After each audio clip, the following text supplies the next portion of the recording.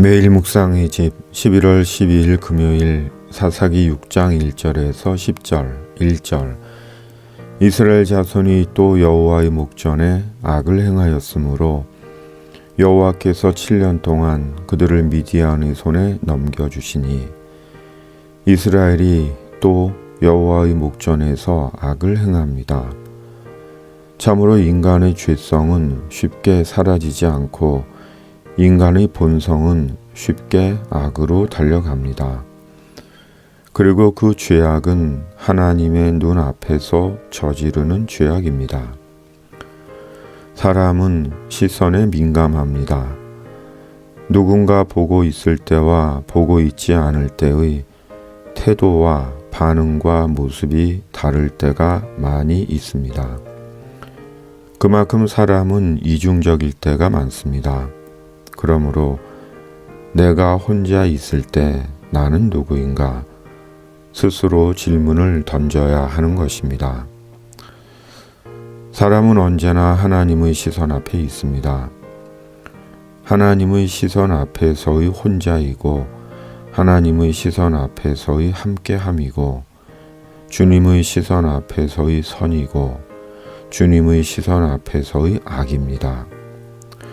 그러나 이 하나님의 시선은 우리를 감시하고 판단하고 벌할 기회를 노리는 시선이 아닙니다. 언제나 우리를 지키시고 보호하시기 위한 주님의 시선입니다.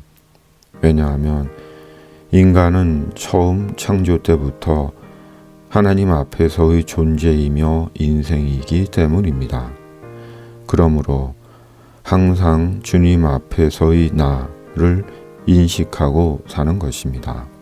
6절 이스라엘이 미디안으로 말미암아 궁핍함이 심한지라 이에 이스라엘 자손이 여호와께 부르짖었더라. 10절 너희가 내 목소리를 듣지 아니하였느니라 하셨다 하니라. 이스라엘의 악에 대해 하나님은 이스라엘을 미디안의 손에 붙이셨습니다. 그리고 이번에는 심한 궁핍으로 이스라엘을 심판하셨습니다. 궁핍, 가난과 고갈은 힘든 일입니다. 지금까지 살면서 넉넉하게 살아본 적 별로 없습니다. 그럼에도 굶은 적 없고 새 아이도 잘 자랐습니다. 그리고 2번 집에 쌀이 떨어지고 돈이 떨어진 적이 있었습니다. 전임 전도사 시절 아침에 아내가 고구마를 쪄서 아침 식사로 내놓았습니다. 그리고 저는 그때까지 집에 쌀이 떨어진 줄을 몰랐습니다. 그리고 저녁에 집에 다시 돌아왔을 때 아내는 비로소 집에 쌀이 없어서 고구마를 쪘다고 말했습니다.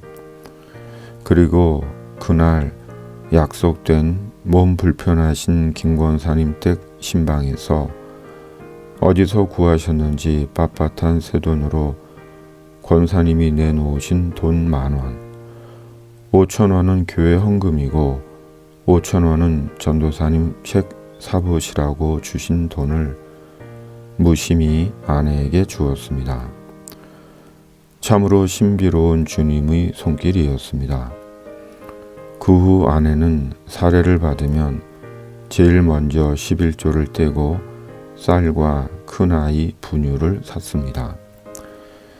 그리고 이국에서 사역할 때 집에 돌아오니 아내가 은행에서 전화가 왔는데 통장이 마이너스가 되었다고 서러운 듯 말했습니다.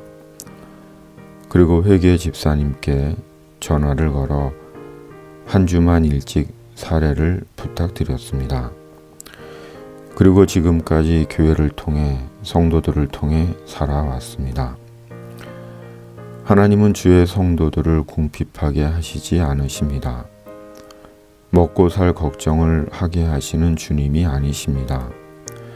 혹 비록 좋은 집, 좋은 차, 좋은 음식, 좋은 여건이 아닐지 몰라도 하나님은 주의 성도들을 먹이시고 입히시며 살게 하십니다.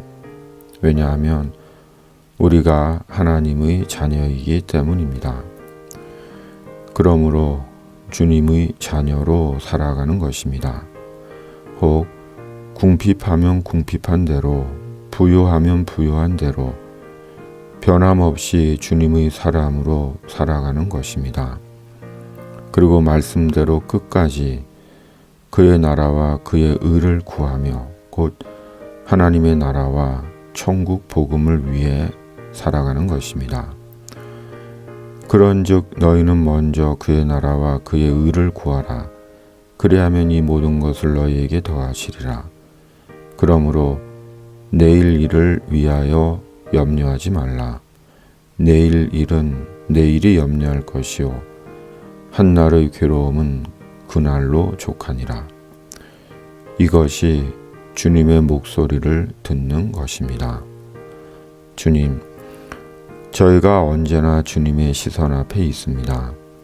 그리고 주님께서 저희를 돌보십니다.